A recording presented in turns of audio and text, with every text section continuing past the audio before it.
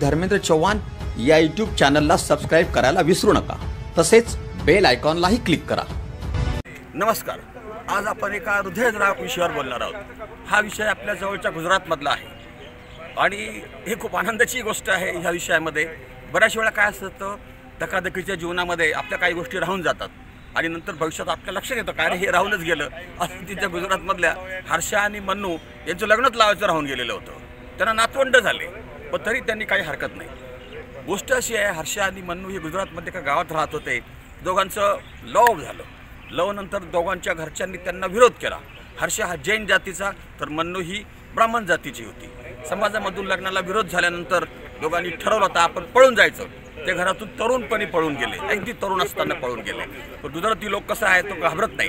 त्यांनी तिकडे गुजरातमध्ये धंदा सुरू केला आणि त्याचा धंदा खूप वाढला, भरभराट झाली, त्याला नातू झाले आणि खूप छान त्याचं प्रस्थ झालेलं होतं त्या गावामध्ये देखील। आणि लग्न लावायचं राहून गेल्यानंतर सगळे नातू सगळे एकत्र आले आणि त्यांचा विवाह शाही पद्धतीने लावून टाकला। घोडे, बँड बाजा, खायला मस्त पक्वान्न आणि हा विवाह सध्या सोशल मीडियावर खूप गाजत आहे। आपणही बघा, समजा आपलंही राहून गेलं असं लग्न लावायचं। आदिवासी भागामध्ये बऱ्याच वेळा असं होतं की लग्न लावायचं राहून जातं, नातू आणि आजोबा बरोबरच लग्न लावतात। पण गुजरातमधले हर्ष मन्नूची स्टोरी सध्या मीडियावर व्हायरल होत आहे। आपणही बघा।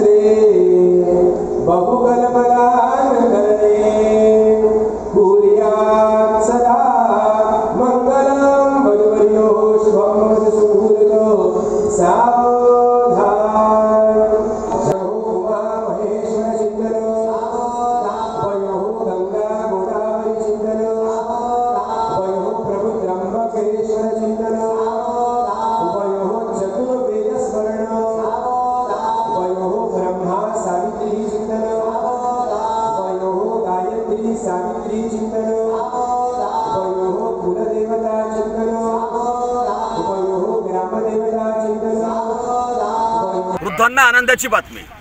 आपण वृद्ध झाला असेल, आपलं वय वाढलं असेल, आपले अवयव काम करत नसेल तर अशा वेळी आपली अपेक्षा अशी असते का आपल्या मुलांनी आपल्याला सांभाळावं। आपलं घरदार असतं, सगळं आपण व्यवस्थित असतं आर्थिकदृष्ट्या। पण तरी एक प्रकार असा झाला की सर्वोच्च न्यायालयामध्ये गेला आणि सर्वोच्च न्यायालयाने वृद्धांना दिलासाकारक निर्णय दिलेला आहे। काय दिलेला हा निर्णय? दोघं आई वडील होते, मुलं त्यांची मोठी झाली, त्यांना नातवंड झाली होती आणि त्यांना ते खाऊ पिऊ घालत नव्हते मुलं। मग त्यांनी कोर्टामध्ये गेला, मेंटेनन्स मागितलं।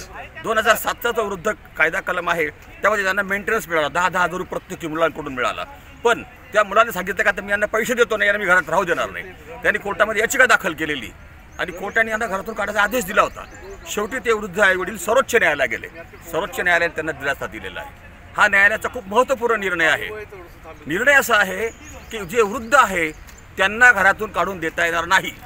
दिलासादायक निर्णय आहे। घर त्यांच्या मालकीचं होतं, जरी त्यांना मेंटेनन्स मिळत असलं दरमहा 10,000 रुपये तरी कोणत्याही वृद्धाला घरातून काढून देता येणार नाही। त्यांची याचिका कोर्टाने मान्य केली आणि दोघं आता आनंदात पुन्हा त्यांच्या त्याच घरात राहू लागलेले आहे। त्यांनी या मुलासाठी खूप केलेलं होतं, एक त्याला दुकान बांधून दिलं होतं, दुकान चांगलं भरभराट झाला होता। पण तरीही त्यांनी केवळ आईवडिलांची नको कटकट म्हणून काढून दिलं। पण वृद्धाने एक लक्षात ठेवा, आपल्या नातवाच्या आणि मुलाच्या घरात राहत असताना कटकट करायची नाही, भांडण करायचं नाही, वाद करायचा नाही। मग तुम्हाला स्वतःहून ठेवल, सर्वोच्च न्यायालयापर्यंत जाण्याची वेळ येता येणार नाही। धन्यवाद।